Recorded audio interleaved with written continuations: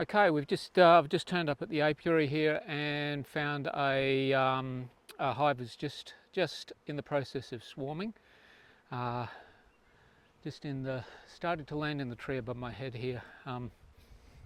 Luckily, I nabbed the queen before too many bees clustered around her. So I thought that might be a perfect opportunity. We'll just pop her into a cage. Make sure that cage is okay. So we'll pop her into a cage. Watch out. There. That's our queen. So this is a great opportunity to demonstrate two things. One, how attractive that queen is to the swarm, how important she is. They won't abandon her now that we've caught her. And two, a nice example of how docile a swarm actually is. So what I'm going to do is get set up over here, stand around and wait for the swarm to come to me. Righto, so I'm literally in a cloud of bees right now. This is our swarm, this is our queen, and let's just see how quickly they start to track her down. I've already got a few bees landing on there. What I might do is just jump up the ladder and get a good handful of bees and we'll start the process.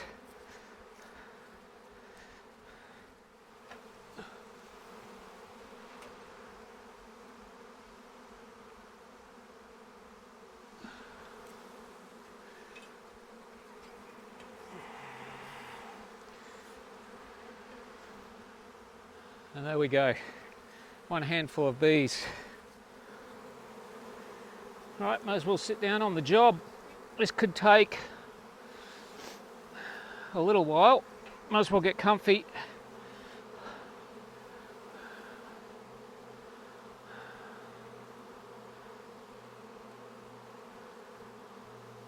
A swarm like this of maybe 20,000 bees, it's quite weighty. So while I've just got a handful at the moment, once I get an armful, we'll see exactly how heavy they are.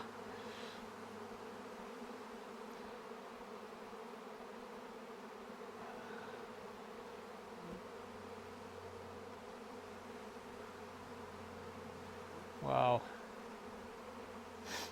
It really is an incredible sight. One of the joys of beekeeping, quite honestly, just to see this many bees en masse.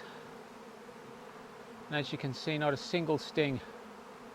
What I'm feeling at the moment is thousands of tiny little legs gripping onto my my hand there.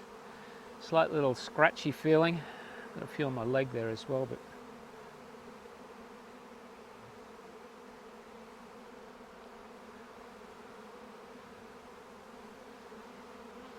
it seems like absolute chaos, but they're all honing in on the one target.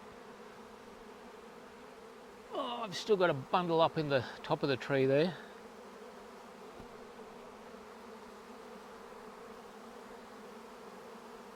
Hang in there, girls. So we're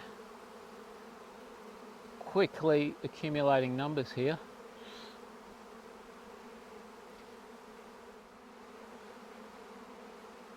So swarming is the natural reproduction of the superorganism, if you like, and it can be triggered by a few different events. This one most likely has been triggered due to a swelling population in the hive. We've had quite a lot of rainy weather over the last 2 weeks. There hasn't been a lot of bee flight. And as a result, the population inside a colony really expands because what's happening is there's no bees out foraging, there's no bees flying out collecting resources, they're just sitting tight inside the hive.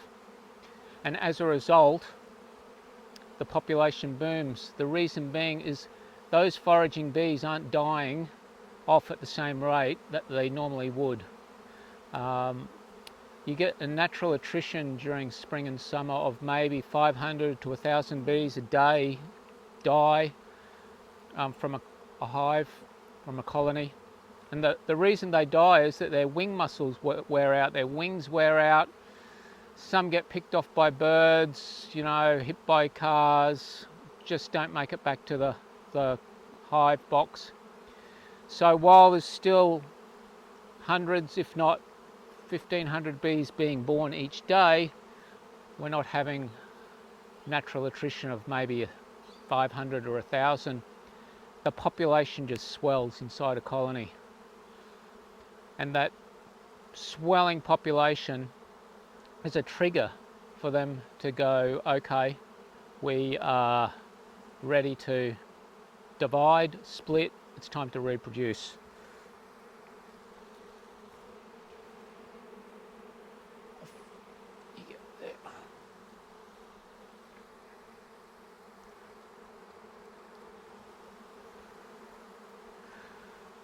So as a result, they start to build new queen cells inside the colony,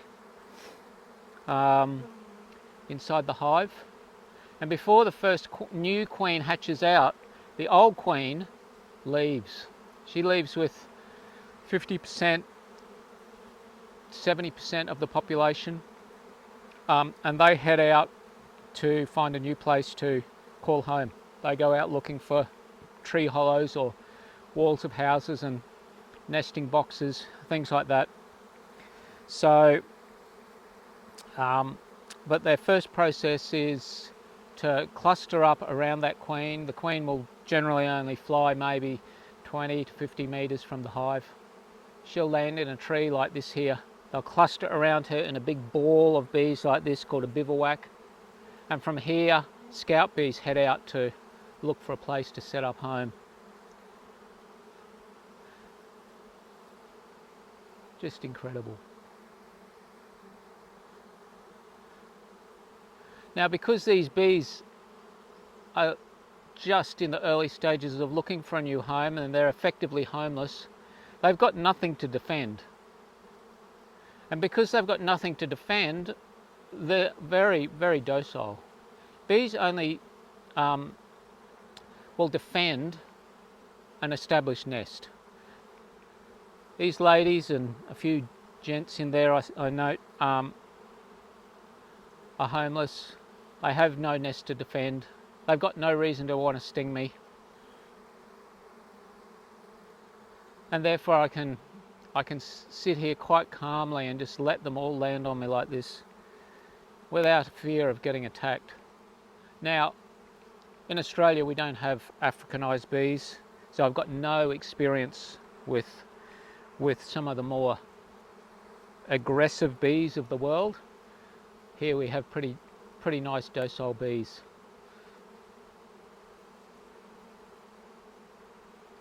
And they've certainly all found their queen. She's still here, right? It's the little cage right there. They're getting pretty heavy and they're all clinging onto each other down here. Sometimes this bottom part of the swarm will actually drop off. We've still got a good bundle up in the tree, but that's okay. It's nearly time for me to set up a box and transfer these girls in.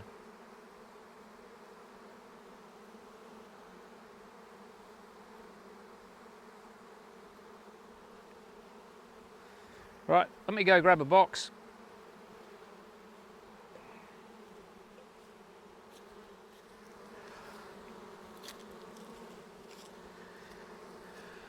Okay, here we go.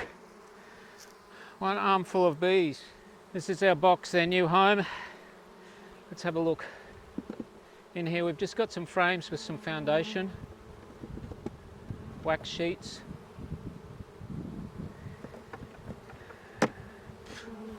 And all I'm going to do is pop the queen in there and make everyone else go in after her.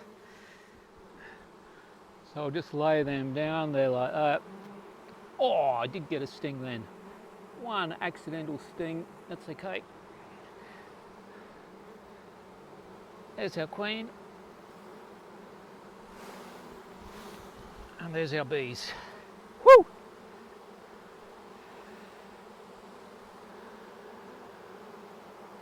So I'll just put her in there. Oh, the smell here is incredible. The smell of Nazanoff. As a beekeeper, you never get sick of it. It's a smell of lemongrass oil, or similar to lemongrass oil. It's just quite intoxicating. And now they're just going nuts, fanning that pheromone out into the air to say, hey, here's the queen over here. Look at that. All of them are just fanning like crazy. So just incredible that we've got little bees here with their abdomens up in the air, flapping her wings madly, fanning out the pheromone, attracting all those airborne bees here, and they're just being drawn like a magnet to the queen and the rest of the colony. Okay, so there we have it. Bees in the box, the queen's there, they won't abandon her. We've got 90% of the bees in the box. By nightfall they will have all gone in. So I'm going to leave this here until nightfall, then I'll come and collect it, take it to one of my other apiary sites, set them up there, give them a feed of sugar syrup, and we've got another colony ready to go. That whole exercise I got one accidental sting, just because as I was lowering those bees down, managed to squeeze her between my two fingers and she got me. It wasn't really out of any sort of aggression. But yeah, hopefully you can see, one, how attractive that queen is to a colony in this situation, and two, how gentle they can be when they don't have a home to defend. So there we go.